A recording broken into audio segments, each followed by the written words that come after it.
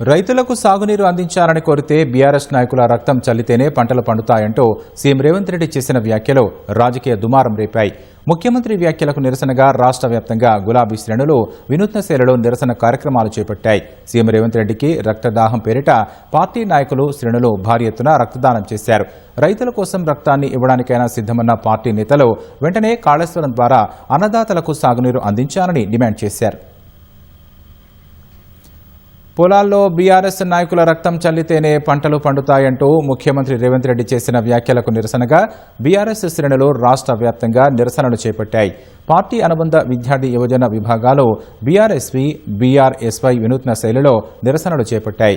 రేవంత్ రెడ్డికి రక్తదానం పేరిట హైదరాబాద్ సహా పలు ప్రాంతాల్లో భారీ రక్తదాన శిబిరాలను నిర్వహించాయి. తెలంగాణ భవన్లో బీఆర్ఎస్వి రాష్ట్ర అధ్యక్షుడు గెల్లు శ్రీనివాస్ యాదవ్ ఆధ్వర్యంలో ఏర్పాటు చేసిన రక్తదాన శిబిరానికి యువత, పార్టీ కార్యకర్తలు పెద్ద సంఖ్యలో తరలివచ్చి రక్తదానం చేశారు. కార్యక్రమానికి మాజీ మంత్రులు శ్రీనివాస్ గౌడ్, బాల్కసుమన్ హాజరై సంఘీభావం ప్రకటించారు.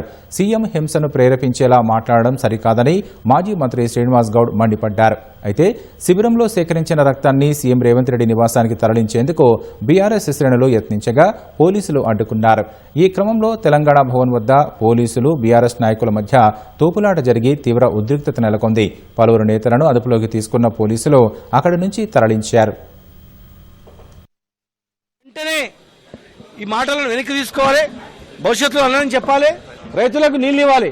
నిజంగానే మీకు రక్తమే కావాలంటే లక్షల లీటర్లు రక్తం ఇచ్చేటోళ్ళు సిద్ధంగా ఉన్నారు తెలంగాణ వాళ్ళు. పంటకు నీళ్ళు వస్తే చాలు బకెట్లో తెచ్చుకొని చిన్న మగ్గు తీసుకొని మొక్క కాడ నీళ్ళు వస్తూ ఉన్నారు. ఈ 10 సంవత్సరాల్లో ఎక్కడ కూడా జరగలేట్లా. 10 సంవత్సరాల కాలంలో మగ్గులతోన పత్తి చేనులకు, జనసేనులకు నిలిచిన పరిస్థితి ఇప్పుడు చూడలే.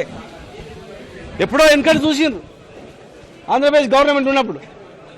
ఇవాళ అత్యధిక పంటలు, ఈ దేశంలో అత్యధిక పంటలు పండించినందుక రక్తం చిందించాలా? కారణం చెప్పండి. ఇటు జిల్లాల్లోనూ నిరసనల పర్వం కొనసాగింది. నిజామాబాద్ జిల్లా Balkonda Mupkal reverse pumping station వద్ద మాజీ మంత్రి వేముల ప్రశాంత్ రెడ్డి స్వయంగా రక్తదానం చేశారు. కన్నెపల్లి మోటార్లను వెంటనే ఆన్ చేసి కాళేశ్వరం నీళ్లను ఎస్ఆర్ఎస్పీలోకి విడుదల చేయాలని డిమాండ్ చేశారు. సిద్దిపేట ఎమ్మెల్యే క్యాంప్ ఆఫీసులో రక్తదాన శిబిరం నిర్వహించి సేకరించిన రక్తాన్ని సీఎం రేవంత్ రెడ్డికి పంపుతున్నట్లు గులాబీ నేతలు ప్రకటించారు. పెద్దపల్లి జిల్లా రామగుండంలో కార్మిక నేత ఆధ్వర్యంలో రక్తదాన శిబిరాన్ని ఏర్పాటు చేసి 50 యూనిట్ల రక్తాన్ని సేకరించారు. రైతులకు సాగునీరు అందించేందుకు తమ రక్తం ఇచ్చేందుకైనా సిద్ధంగా ఉన్నామని వివరించారు. ప్రభుత్వం వెంటనే కన్నెపల్లి పంప్ హౌస్ నుంచి నీటిని ఎత్తిపోసి సాగునీరు అందించాలని నాయకులు డిమాండ్ చేశారు.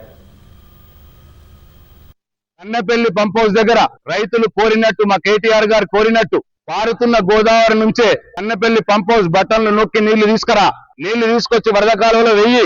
మా కేసీఆర్ కట్టినటువంటి రివర్స్ పంపింగ్ పంప్ హౌస్లు రెడీ ఉన్నాయి. ఇవి బటన్లు వచ్చి శ్రీరామ్ సాగర్ ప్రాజెక్ట్ లో నీళ్లు పోయి వరద కాలువ నింపండి, తాత్పే కెనాల్ నింపండి, లక్ష్మీ కెనాల్ వదలండి, గోదావరిలో నీళ్లు పంపియండి. దయచేసి భేషజాలకు పోకండి.